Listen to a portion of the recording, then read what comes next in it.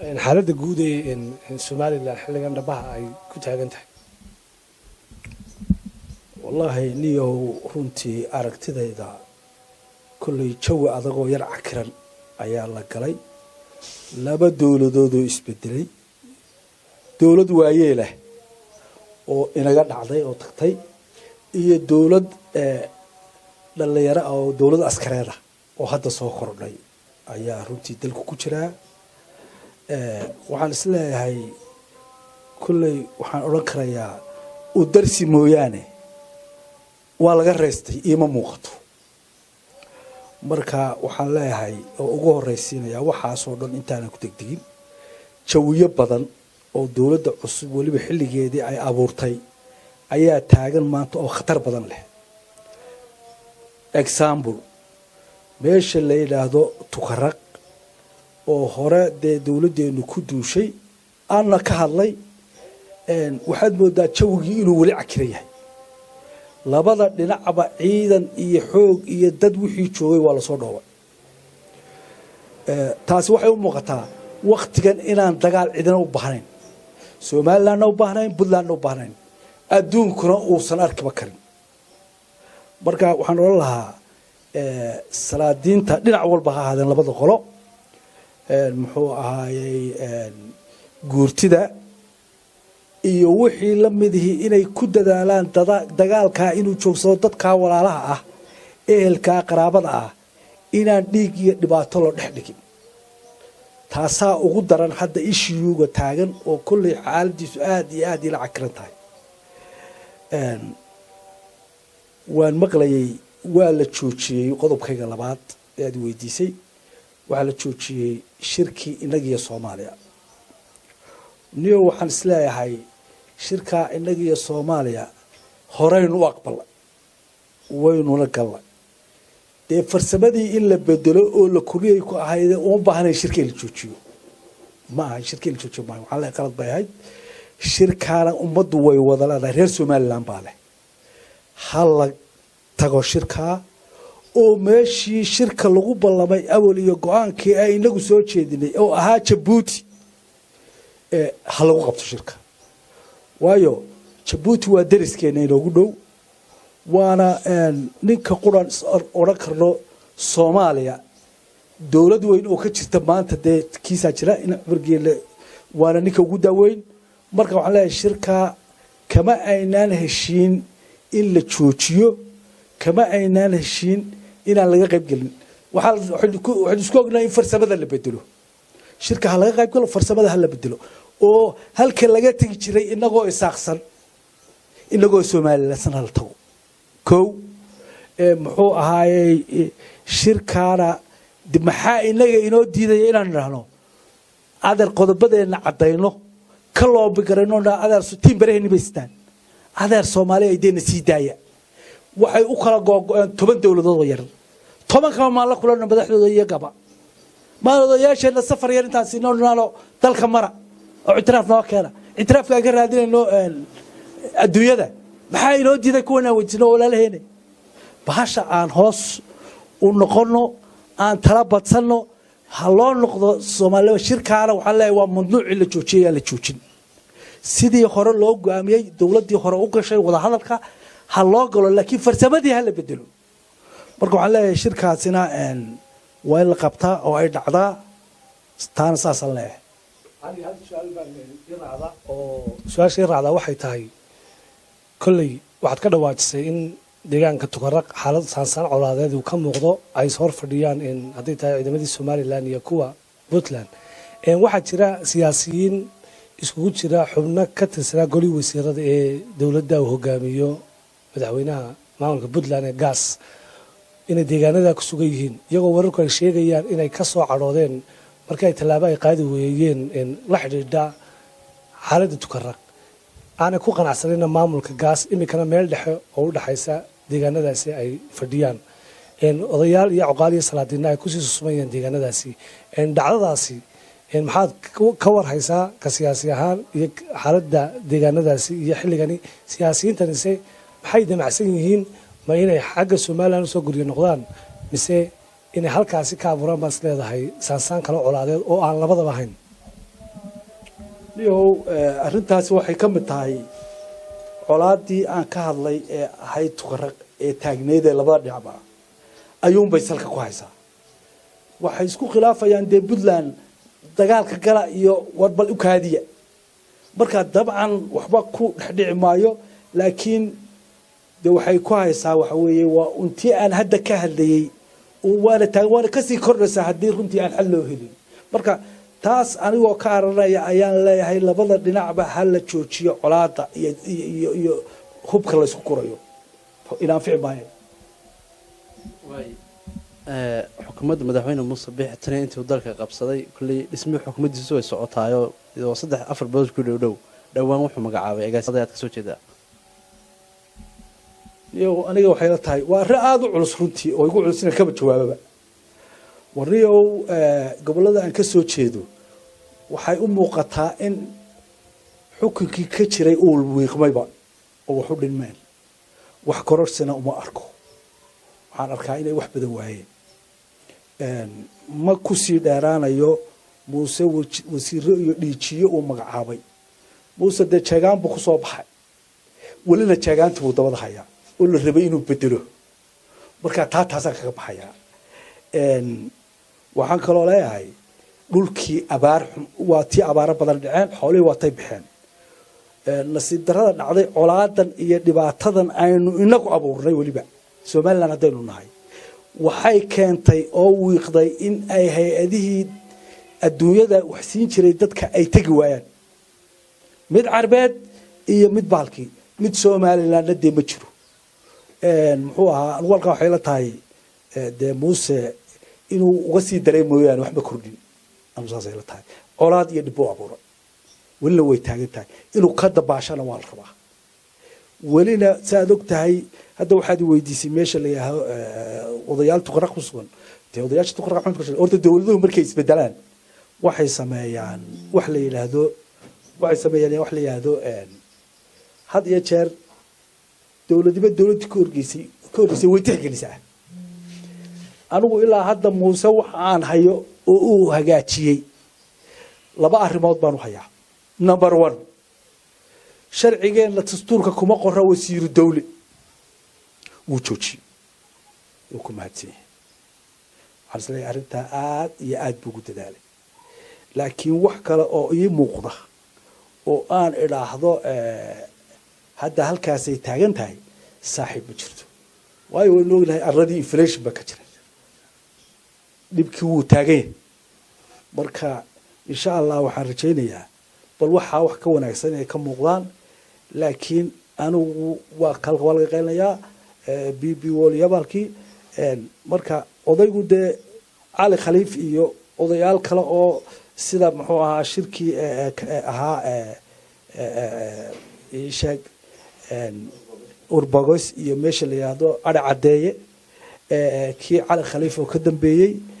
intaasoo dhan dee siinaayo kolley waxbay meel isla dhigeen oo uu ka hadla ballanqaadyuu sameeyey ballankii waxaa la rabay inuu muuse halka kasii wado halkaasina waxaan leeyahay waa banjar dee markaa muuse anuu banjariyaan u bixiyey dee inuu malaa fadhiisiye mooyaane inuu wax soo kordhiyo maa runtii chance fiican oo uu ka faa'iidaysto oo maanta sharaftiisa iyo karaamadiisa wuxuu ilaahay buu ku qabsaday dalku ahaa runtii isagoo aad iyo aad u liito soo gaadhay marka dee waxqabadkii laga rabay iyo tallaabadii midna ma muujin nasiib darrada jirta haddii aad la talin lahaydna dee oday guri hoosta ka xidhay madaxtooye hoos lagama xidho waa wax dad ku leeya ummaddan ay ka dhexaysaa inaad albaabada u furto dadka dhegaysato maqasho haddaan odaygii dadkana maqlay talooyinka qaar aan kula hadlano life baa loo siin lahaa haddii la helayo laakiin waxay noqonaysaa hadda bini aadanka waan kula talinayaa dadkaba miidiyaha inaynu iska waraysano muusaa jideeyey waa inaynu saxaafadda ka wada hadalno ya dowladnimadeena waa saxaafadda siyaas xale adigu inta badan hadalkaaga markaa imika dhalinyaro dhahdo waxaa dadka qaar waxay ula noqon kartaa reer somaliland inaad siyaasi dhexdhexaad arrimaha soomaaliya iyo somaliland ka tahay oo aadan alshaan somalilandnimada aadan adigu ku hadlaynin waxaan taa uga jeedaa arrinta tukaraqoo kale sida social media iyo websiteyada lagu qorayo waxaa la keenay soomaaliya ay soo dhex marisay puntland ciidamo waxaa muuqata technico oo intaasba xagga faragelin soomaaliya u muuqata haddana waxaa tiri waxaa ciidamada somaliland baa weeraray ciidamada somaliland baa ama dowladda somaliland baa ayadii saartay dhinacii kalena maad soo hadal qaadin in arrintaas ma muuqan karta adiga laftkaaga inaad dee arrin somalilandnimadiiba inaad xagaa moodo inay farta kugu yaro gudmayso su-aasha labaadan ku weydiinaya waxa weeyaan deegaanada kasoo jeedee bariga somaliland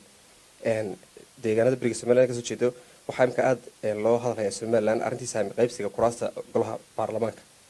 gaar ahaan wakiilada oo arrintaas imika doodeediiba taagano xisbiyadii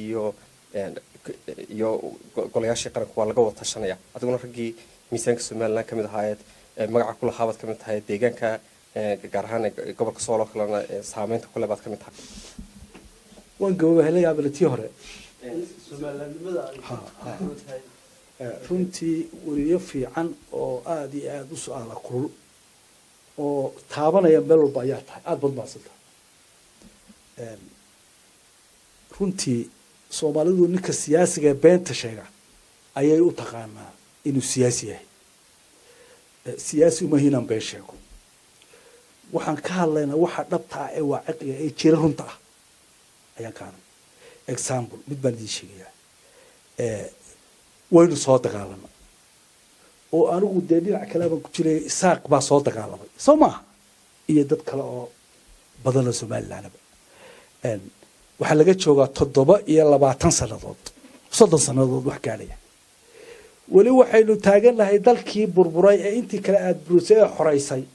habeen baa meelna laga dumiyey iyo dalkii baanu ka qaxnay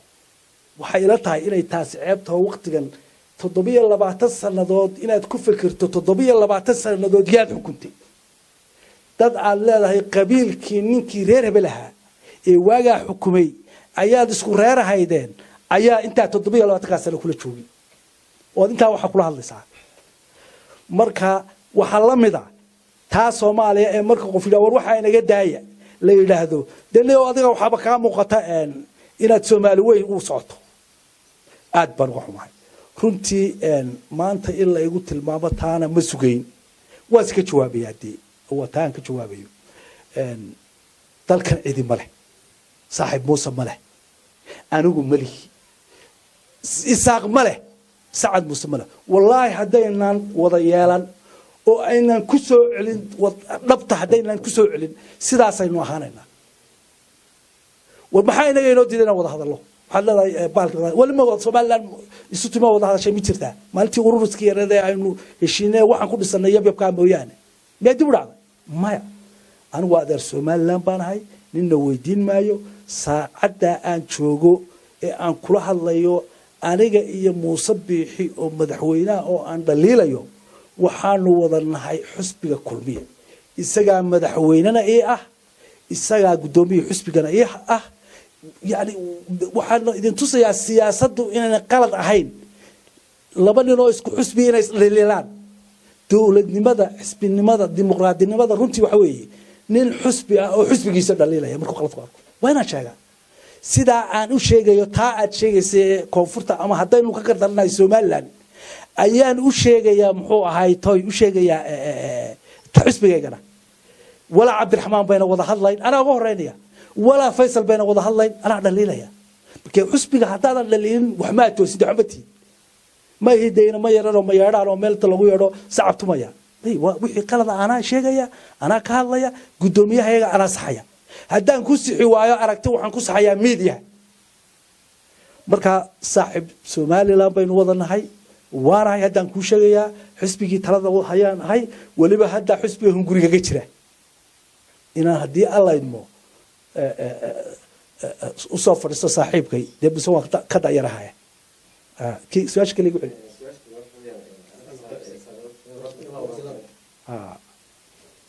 okay bismillahir rahmanir rahim waxay la tahay halkan waxaynu ku wada fadhinaa hal arrin goboshan aynu Somaliland ula baxnay waxaynu ku fadhinaa hal arrin 1960 warba goorma waxay noogu dambeysay 1960 baan ku qabsan kuraasta baarlamaanku waxay ku saleysan tahay 1960 inkastoo anagu aanan idinka hayn oo mar wax la dhaco oo wax la goosto oo mar baad u shuraakaysan reer hebel oo idin qaata qolada booba magaca gobolka magaca u yeelo kan dhaca ya because the man and the so gaar doorashadiina lama wada helin oo waad ogtiin marka waxyaalaha looga fadhiyay ee guddoomiyuhu gaadhsiiyey ahayd intaan doorashada la gaadhin inuu dadka gaadhsiiyo doorashadii oo gobollada ka dhammaystiro oo gobollada u baahan in nabadooda la xaliyo ee sida buuhoodla sida badhan wax ka laga qabto weli way taagan tahay marka taan waxaan ka qabaa 1960 oo weliba lagu daray maxaanu idinku raacnay oo weliba lagu daray baad oo weliba lagu daray kordhin oo weliba lagu daray oo aan la odhan oo isaaq baynu nahay inaga ka badan ma aha haddaan taa la helin oo ayan soconin ma soconayso waxaynu wada leelahay waan dib baynu ka tashanna anusa seelta marka haddii aad su-aashaan toosa ku weydiiyo waxaad leedahay calashaan waktigan in laga hadlaba maaha saama qabsi iyada oo aan deegaanadii bariga aan la wada gaadhin oo doorashada aanay ka wada dhicin baad leedahay maya anigu waxaan leeyahay waxa importana horta doorashada in laga wada hadlo golayaasha nin badan bay dee fadhiyeen anu maliyaha iska fadhiyeen laakiin in dee sidii waad ogtihiin oo sanadihii dhaweyto doorashada waa la isku dhacay waar sooma ogid caynabo inaad loogu gabateen qolana ugu gabateen loogu gabaday area saylac oo labadaa reer ba la dhacay dhulbaantiya ciise labada waa la dhacay saaxiib dowladnimadii laanteeni ka dhaxaysay baad ku dhacdeen waxa dhacay waad garanaysaa iliga daataade baash furta ka khasire qolana habar jecla iyo habar yooris baa dhacday qolana waxa dhacday gadabiisi baa dhacay maxay kale hay ka dharga maanta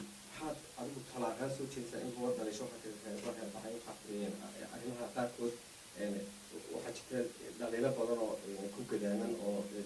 deegaanada carabka u faqee maxaad markaa adigu batala haysaa soo jeesa ku diiraysaa anigu waxaan soo jeedinayaa 1960 waxeenii ha lagu sameeyo oo lagu daray wixii laygu aaminsiin lahaa aniga reerkayga iyo kuwa kale eelmidaba doorashadiina hala qabto oo hala waxeeyo oo muxuu ahaa meel walba dhibku ku gaadhay nimayo waxaan iyar ku darsanayaa meesha la yiraahdo inagu Soomaaliya dee waynu nahay badiideyno laakiin waxbaynu dooranay waxbaynu gaanbaynu waxbaynu dhisanay wala waxbay naga dhiman marka maaha haddii laga hadlo in la isku duro in la isku riixo waa laga hadlayaa oo bahashii meel la wada weydeen waar ii doorow ummadii ma waxaad dhacdaan iyo kursi aad ku fadhiisataan miyayna xaalkiin u dhaafisnayn war bahasha isdhaafiya oo dowladeeya war 27 sano madaxweynaha ay leedahay ma ciidan idinka ahayd ma soo maaha idinkiiba isgaarsiin la oo dhacay reer hebel iyo reer hebel ayaa dhacsan kaftama waxaan idhi waxaan rabaa haddii alla idmo inaan iska sharaxo xusbiga kulmiye oo de muuse iska soo wareejiyo ayaay saalsulaha de warkaa ii dur waa wada maqlayaan ayaan de anoo garanaya jacaylka kursiga oo si kale aad u fasheen ayaa cali warcad soo bood markaasuu yidhi anigu waxaa damacigaga jiraa kursi xusbiga kulmiya hadda eegata laba xusbi oo garxijisna hareerihiisa yaalin isagoo garxijisna wuxuu yidhi waxaan rabaa xusbiga kulmiya saddexaad dee meeda waxba reebeyn eegata waa reer qura war bahasha salka u dhiga bahasha أنا كوا كلمة هي كل مية أنا درح على إنه إيه هريري هي سبعش هدوي هوايو هدوي من سومال لا هاي نرو إنه كحش هذا وين أنت بالحوالي سبت شيء ساقة اللي داري عليه لا بكانه أنتوا تشوفون الشرف وراك بكتير ميادان كو خضرة قاعدنا إن يدو دلك يدتكم بالنبض لو سميهم بكتير